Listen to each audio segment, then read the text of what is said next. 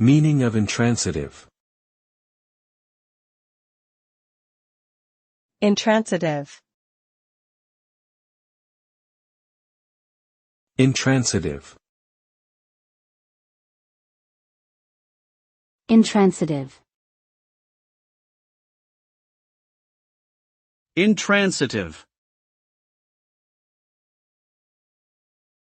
The term intransitive is used in the context of grammar and language to describe a verb that does not take an object.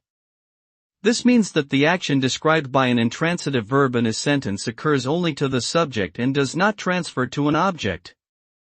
For example, consider the sentence "he sleeps." Here, the verb sleeps is intransitive because it describes an action that takes place only with respect to the subject he, without affecting any object. In contrast, transitive verbs require an object to receive the action of the verb. For example, consider the sentence "she buys apples."